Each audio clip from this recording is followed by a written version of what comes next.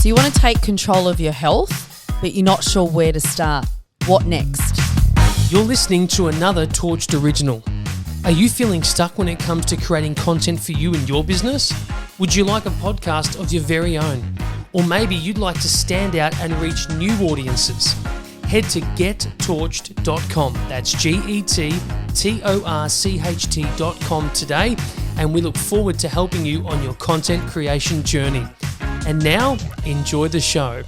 Today's episode, very honoured to be sitting across from a good friend of mine, and also extremely good at what she does. And I stumbled across this particular person because I was going for a massage, and she overheard me talking about my 9-month-old who was going in for surgery to have gromets, and just very casually rolled out, handed me a pamphlet and just said this might help. And I did my research and decided to take up, obviously my little one Charlie did have grommets, but it also opened a whole new world to me, and I just felt it was selfish for me not to share this on my podcast and how I went about doing my research. So it's an honour to have Dr Bianca Beaumont joining me today, and yes, it took her 8 fucking years to get that title. I just had to share that. So welcome, Bianca, and thank you for giving up your time. I know your time poor like the rest of us, so I appreciate it. Thanks for having me. Yeah, I feel very humbled to be invited on a podcast. I know, right? I can't believe you've got one, or that I'm even here. But anyway, me neither. I pinch myself all the time. But it's one of those things. Middle-aged woman taking on the world, career change, stepping out of our comfort zone. We will talk about your career change actually, because I find that really fascinating. But I just want to start with, I want people to understand your passion. I want them to understand how you got into the field you got into, because obviously my feeling is you could have gone any direction, and you chose the direction of chiropractic. And I know it's very controversial. Like any space, there is good and bad. And I advise a lot of the people that I work with, find what works for you. For me, chiropractic works. For others, not so. And you've got to find the right one. It's like in the world of personal training, there's really good ones and there's really shit ones. Absolutely. So, all I want this podcast to be able to do is to just shed some light onto how we go about finding what's right for us. Yeah. And, your biggest asset is your health.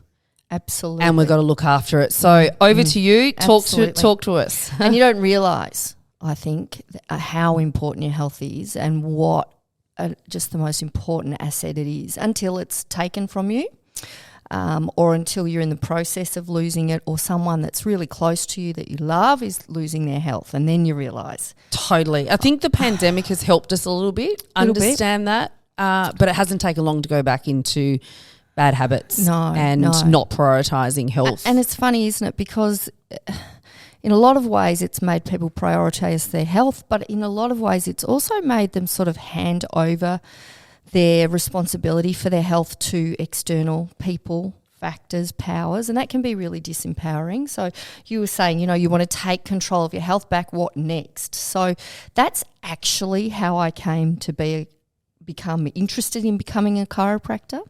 And why I followed that, and why I'm so passionate about it, why I love it, and why I know it can have huge impact on people's health and their general lives and happiness, because it did for me. So I might start by saying that while I'm a registered health practitioner and I'm a chiropractor and I've been doing this for 21 years, anything that I say today, of course, you've got to do your own research. 100%. You've got to see your primary care practitioner, and what I say today is not specific health recommendations that's tailored to you. So, listen with interest, but do your own homework, and don't take this as your own medical or health advice. Just as a disclaimer at the very start. Love it. Oh, you're such a professional, Bianca. Well, we have to do this. We have to do this, right? We don't want anyone getting in trouble. No, that's especially not me, right? So I was a very healthy, active, happy 14-year-old girl, I was a joiner, I was into everything. So when I got to year 12, I was prefect, I was house captain, I was, of course you were. If I was in it, I was really sucky, right? So if there was anything to join or be a part of, I was doing it. And that's how I was in, 14, you're year 9, right? Yeah. And I'm going along having this great life, really happy. I'm doing pony club, I'm playing netball club, I'm doing all this great stuff. And then all of a sudden, puberty turns up and I get these debilitating migraines. Wow. So Yep. the first one I had So was... common? Yeah, so common. The first one I had was so bad that I ended up in the hospital and they thought that I either had a brain tumour or I was having a stroke. Wow. So... Can I just say I've never had a migraine Well, in my life. fabulous. How bizarre is that? Fabulous. Let me tell you, someone who gets migraines just cringes when they're walking through somewhere like Woolworths and all the lights are buzzing and all the dinging and they hear someone say, "Oh, I've got a migraine," and you go, No, you don't. "Girl, you don't got a migraine. You got a headache. You got a headache." It's like the difference between the flu and a cold. Yeah. Yeah, it's like... Depends if you're male or female, how bad it is. no doubt, right? There's probably a version of man migraine, like man flu, right? Probs. So I had, I went blind in one eye, I was vomiting, I passed out, there was all these horrific symptoms that nobody wants to know about. And I ended up in the hospital and they did all these tests and thank God, no brain tumour, no stroke. And then these symptoms passed. And someone in the hospital, one of the young doctors said, I think this is a really bad case of migraine. And so then I was, they write the letter, you go back to your GP. So my mum takes me to the GP. And then the GP solution, which, GPs are fabulous people. They're really clever and they're great with knowing about pharmacology and they're great with helping you when you're really sick. They operate at the opposite end of the spectrum when it comes to health. And there's a total need for that. 100%. We're at different ends of the spectrum. Right? So, preventative. So we've got sick care Mm-hmm. and we've got health care. Mm-hmm. And we're at pretty opposite ends. Not all of them. Obviously, there's some integrative GPs that are much closer to the wellness, healthcare end, and there are some chiropractors who are much closer to the sick care end, who, do neck pain, back pain, acute injury stuff, and that's what their practice looks like. So, but healthcare, sick care, it's a spectrum, and you've got all different practitioners along the way. It's an umbrella term, healthcare, right? Yeah. Right, and most of our system in Australia is focused around sickness. Yeah. It is changing, though. I do feel. I hope you're right. Yeah. Sometimes yes, sometimes I think, God, what direction are we going in, people? Come on. Yeah. And so I end up at the GP, and the GP offers a whole list of various drugs, one for each symptom, basically. So we're going to give you this for this and this for that. And I'm just sitting there listening, and my mum's head was about to explode. And she said, well, okay, so what are the side effects of this? And we went down that path. And some of the side effects of some of the drugs that I was going to be put on were worse than some of the symptoms that I'm already having. And she said, I don't like the idea of putting my 14-year-old daughter on all these drugs that are just going to address the symptoms. So we're not really what's causing this? Where has this come from? And are we going to get a long-term result? We can't put her on all this stuff forever and ever. Amen. At 14. And so, I was lucky to have a mother that was thinking like that, right? Because, again, often you're making these really important choices about your health or for someone else's health when you're in a situation where, you can become quite desperate. Yes. And this on the scale things of desperation is nothing compared to when you're next to someone's hospital bed, right? And there's things beeping and there's people yelling and, it's a really stressful situation to be in. So this is nowhere near as bad as that. But again, we're in a position where we're making decisions about our health when we're under pressure. Under pressure. And so she was really calm under pressure and asked all these great questions. And so we left that appointment with no well, what next? Solution. No solution. Where do we go? And she just happened to be talking to my father's bookkeeper later that week, and she said, you got to go to the local chiropractor. And my mum was like, okay. Similar situation to me, Right. Okay.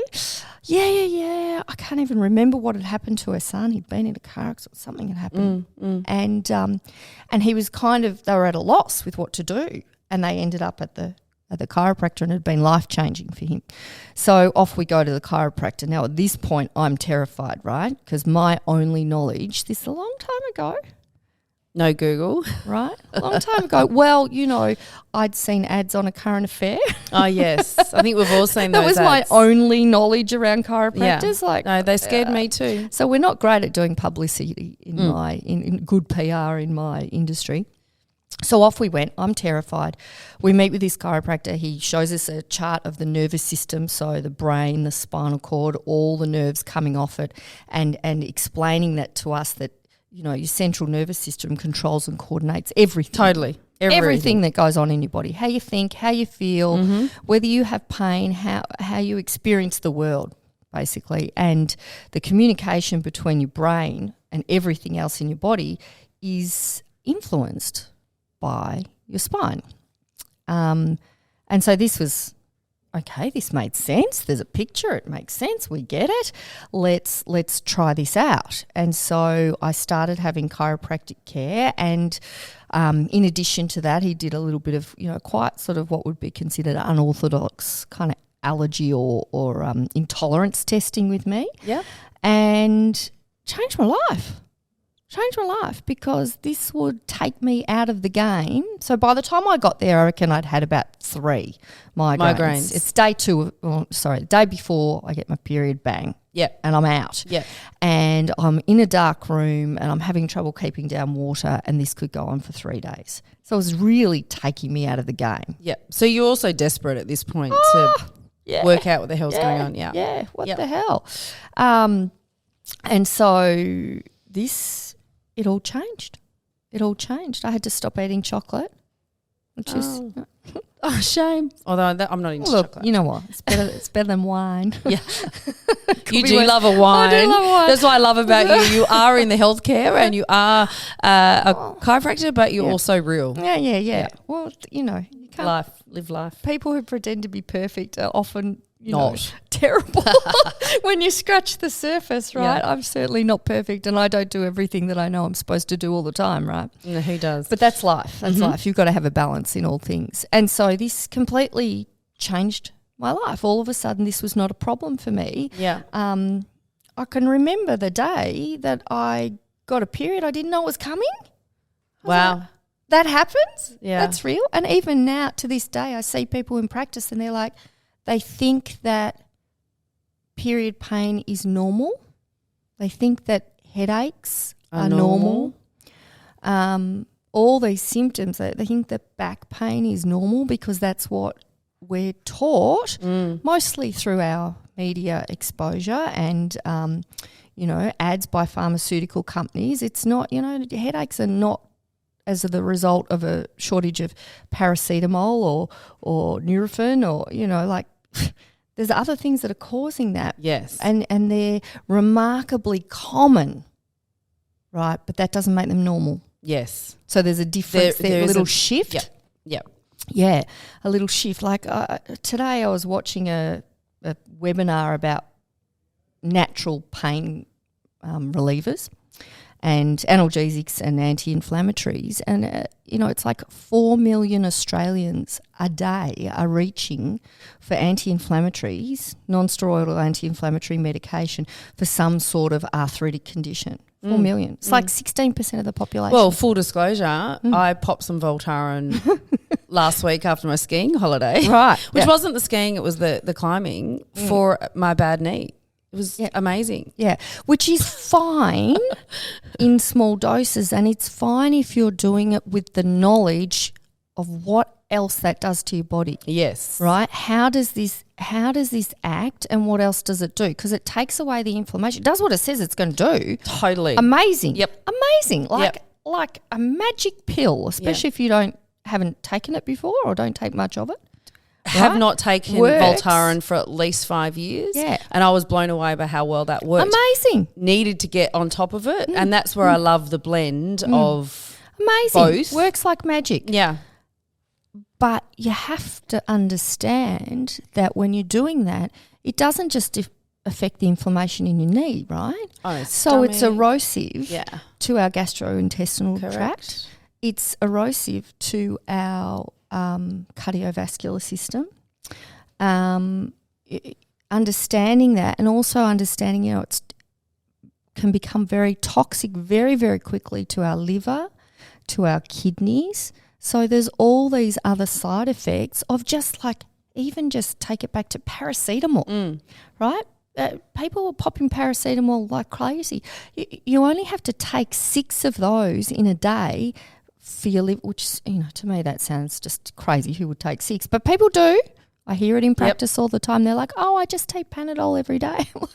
I know. It blows me away. Nearly makes my head explode. Yep. But not realising that it's got a lifetime limit. But also, you take 6 in a day, your liver starts to really struggle, and the byproducts from that are really toxic to your body. So we don't know that. No. As a population, we generally don't know that. It's also quite overwhelming to think, well, I'm in pain, I'm going to take this, but then I don't want to think about all that other stuff because your life's too hard and too busy anyway. Yes. So I don't know. So you've had a great experience with chiropractic, which then shaped the path. Yeah, because I was like, well, am I going to be a vet? Right? Because I love animals. I love animals and I love people. I had a bit of a revelation that actually people are much easier to deal with, right? One, they can tell you what's going on. They can tell you where it hurts. 2, I love horses, right? So I did Pony Club for years and years and years, and I was going to be a horse vet if that's the path I was going to go down. And I thought, going out in the wet and the cold. You don't look like a vet to me. 3 a.m. At 3 a.m. To someone's sick horse, probably not what I want to be doing. It's probably not conducive to a nice balanced life and, having children and all the things that I end up doing. Yeah. With my life, I'm pretty happy. And also, horses can kick. Yeah, correct. And do some serious damage. I have been kicked by people in practice, mind you. But, but probably not to the same detriment that it would have been if a horse kicked me, right? Correct. So I was tossing up vet, chiro. I go down the chiro path and I love it. I love it. So because of the impacts you can have. A little bit that. Just like dealing with so many people in a day it's great. Yeah. I'm quite an extrovert, so I get charged up by being around other people. I like that. Like if it's a quiet day, I come home tired. Yeah. If it's a busy day, I'm like, it's a great day. It was a great day in practice. And I'm so fortunate because I've got so many interesting, clever, happy people that come in to see me. Yeah. So mostly my practice is mostly wellness care, right? So mostly people I see, they're fantastic. They're kicking goals and they're doing all these interesting things with their lives and they're full of information. Like, don't get me wrong, this is not a one-way street. I get so much from my clients, I can't tell you. Yes. Even just simple things like sometimes I just take a little survey of what everyone's making for dinner. So I can decide what to cook. Let's just touch on that because I know every now and then I do that. I know that you have you sit down on Sunday night and you do a menu plan for the family for the week and then let them know. So this is genius. I'm kind of embarrassed about that. No, I think it's genius. So then the kids don't crack it when they don't get what they want because they already know what's coming up. So they're psychologically they're already hooked into what you're going to cook. I'm glad you said the reason because otherwise I sound like a bit of a control freak, which I'm not. Totally are, but I'm really not. When it comes to cooking a little bit, but that I implemented that because my son, who's now 15 and a half, and I started doing it about 18 months ago, I think. He's got, like most boys that age, sawdust and farts in his head, right? God love him, but everything goes in the right ear and out the left, and he'd say, "Hey, Mum, what's for dinner?" And I'd say, well, we're having such and such. And he'd go away. 10 minutes later, he'd be like, hey, Mum, what's for dinner? Right? And sometimes it's in person. Sometimes it's over the group family text. My daughter or my husband would be like, God, Charlie, go back through the thread and see. She Must already be something to do with told the name us. Charlie. Oh, man. Yeah. Yeah. And so I decided, right, how am I, this is doing my head in. Yeah. Also, a bit time poor. Maybe I'll do a bit more planning around this rather than trying to figure out, like, rather than surveying my patients through the day to see what am I going to cook. Yeah. Maybe I'll be a bit more organised. And so that's how that came about. It was just because he was giving me the But pip. a really good health tip is to be planned. So Yes. the family know what they're getting. Yes. You're sorted and organised, Yes, and you're not yes. eating. And we're not going, crap. oh, we haven't got time to Uber Eats. Yeah. Or, Yeah. take away whatever. Like, you have make sure that you've got the stuff in there, and you've got then a really good balance throughout the week, that we're not having the same thing over and over, and getting a really good profile of different vitamins and minerals into it. Now, I want to ask you a question, given that you're an expert in the body. When you drink alcohol, what happens to the liver, and what happens with the food that you eat around that? Like, there's a thing that happens, right? Because people complain they can't lose weight, but I don't. Look, you know better than anyone, and you cannot exercise your way out of a bad diet. Right, you just can't. You just are can't what do it. you eat. You just can't do it, right? It's 90% what you shovel in your mouth, and usually it's pretty basic most of the time. Like, stop shoveling so much food in.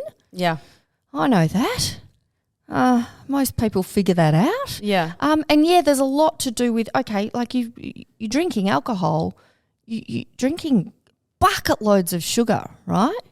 And more, depending on what you're drinking, some more than others. If you can drink champagne, it's really, really high. And then you get that beautiful 3 a.m. night sweat where, your body's going, oh, detox. It's hard work to process all that sugar. Yeah. But, when your sugar levels go up, then you can absorb heaps of fat. That's the basics of it. So it's what you're eating with the alcohol as well that we forget about. It's both. Yeah. And then also you're impaired, right? So you make bad choices because you go with, I want some salt and fat. I'll eat a whole lot of hot chips, or I'll eat, all this stuff that you would normally go, I'm not going to eat that whole platter of biscuits and cheese and cured meats, and throw up a few carcinogens into me with the salt and the fat and we make bad choices then. Yeah. But it's all that sugar. And all that sugar. and the body will process what's gonna kill it first, which is the alcohol. Yeah. So it will store everything else. And where does it go? Where do we store it? We store it in fat, right? So the more and then of once that it's there, it's really hard to get out. So hard to get out. Wow. There's no easy way. No. There's no easy way. So you just just shut your mouth. Yeah. Right? Everything in moderation. I wish there was an easy way. Yeah. If there was an easy way to lose weight, I would have found it. Yeah. It's called So shut your talk mouth. to me about when you were talking about the spine and all the nervous system, because the central nervous system is so important in terms of our stress. So if your cortisol levels are high, then again that leads to your sympathetic nervous system's wound and up. it can kick off. Like in my family, which I've spoken about, is cancer. High levels of cortisol could potentially kick off that gene to do it. So I'm very aware, which is one of the main drivers for me looking after my health. Yeah. So I've prioritized that because I don't want to tell my children that, hey, I've got cancer. And by the way, I probably knew I'd get this and I did nothing about it. Yeah, so that's your worst fear. my why. But for me, finding you, and I was totally apprehensive, thought you're going to break neck, like thought it was a bit of fish slapping, all of that stuff. But crystals. But again, did my research. And when I say research, it is talking to people and other practitioners, other allied health. Yeah. when I do search something up on whichever search engine, we should use multiple search engines. But when I do search that up, I also do the positive and the negative. So you get both arguments, and then having that conversation. The thing that caught my eye with you is that thoroughness. You wouldn't touch me until I'd had an X-ray, which is kind of weird because you're exposing yourself to radioactive stuff. But look at your history, right? Gymnast, injuries, lots of stuff going on. There are some people that you might go ahead without an X-ray, but nowadays, like when I was first in practice, you know, the amount of radiation you're exposed to was still small. Yeah. Now it's so minimal. Like X-rays have come so far. Look at just what X-rays are. We call them X-rays because the X is unknown in maths, right? Yeah. X-ray, we don't know what the rays are. Yeah. Right. We know what they are now. Yeah. But we can, make sure that the amount you're exposed to is so small now that it's like taking a flight. It's safer Europe. To have that than to go in. Than to go in blind, yes. right? Yeah. So you'd much rather know, and then you can give someone a really accurate picture of where they're at. Is there any degeneration in their spine? And this is becoming we talked briefly on email about this the other day, but this is becoming more and more important because we've got all these kids who've been through a pandemic and they've all been on devices. So I see like 1-year-olds who are like red hot on the phone. Like they know how to use it. Yeah. Right? My 4-year-old niece knows stuff about an iPhone that I didn't even know. Yep. I say I didn't even know, like I'm like some technological genius. I'm not. But no. Do you know what I mean? Yeah. She's 4. She knows how to navigate that. So their little heads, they got big heads, right? Heavy. Isn't the head the heaviest? It's so heavy, right? It's like a bowling ball on this little pole that's our neck. Yeah. Think about how big a baby's head is, a toddler's head, right? So that's the way their gait is, with their legs are wide apart and they take those, steps like a drunk person and stuff, is because the head's so heavy. Right? Yeah. So heavy, and learning to balance that and navigate the world with this big, heavy head. It's so heavy because our skull has to protect that really important brain. They're putting that forward and looking down and putting all this strain on their necks. And so we're seeing all these little kids with forward head posture.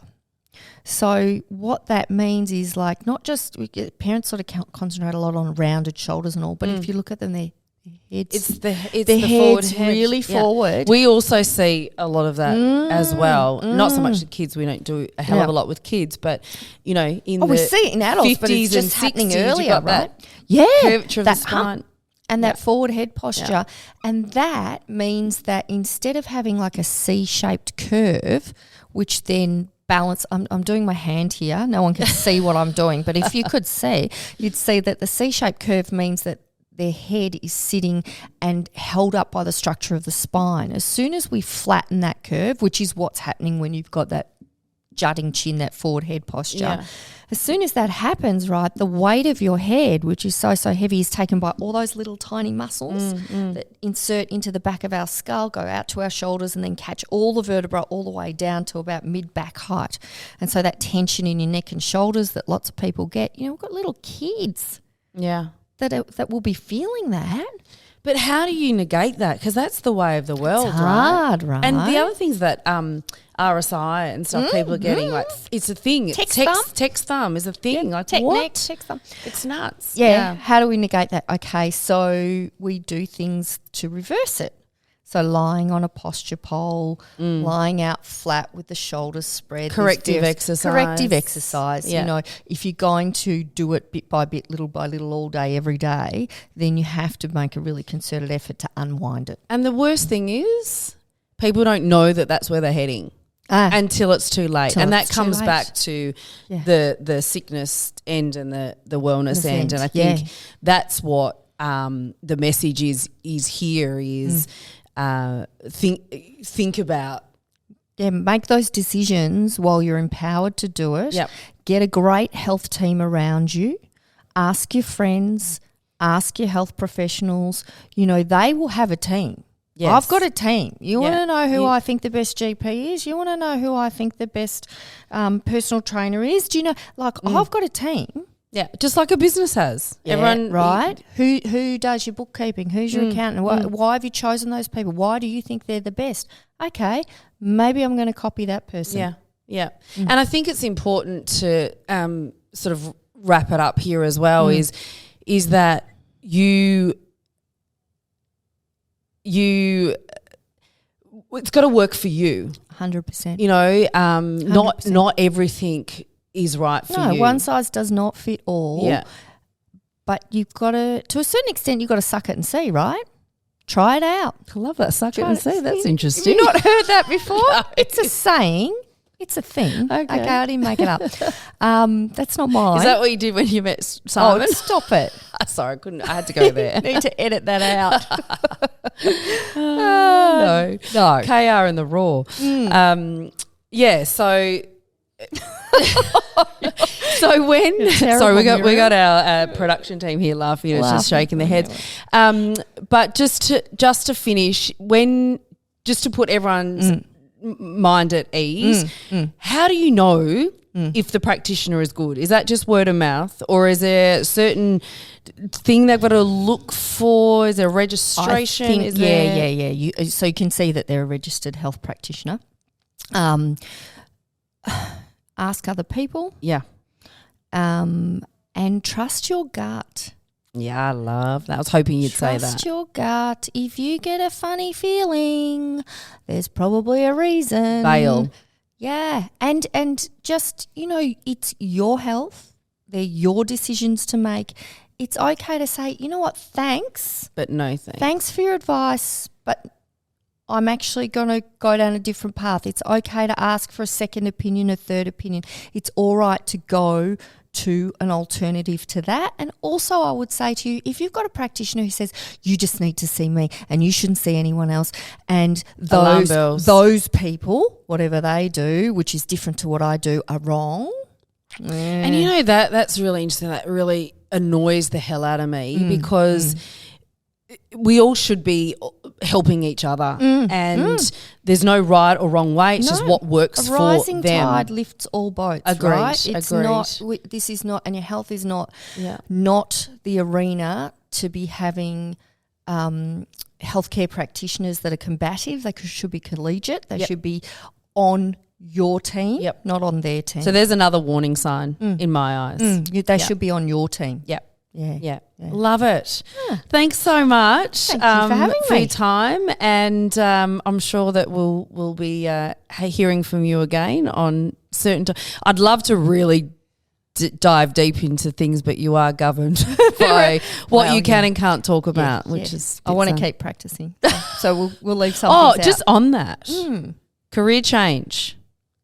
Have we got time? Maybe that's another one. Just really quickly. I would really like to be a chiropractor for animals going forwards. I think that'll be like something that I do part-time. But is that such a thing? I didn't even know there was such a thing. Canine and equine in particular, so dogs and horses. They haven't run the course through COVID. They said they're rewriting the course, So when that's a thing, I'll be doing that. I love it. Can Stan be the first one in line? After Bruno. Thank you so much, B. Thanks for having me. Yeah, thanks. Bye. Bye.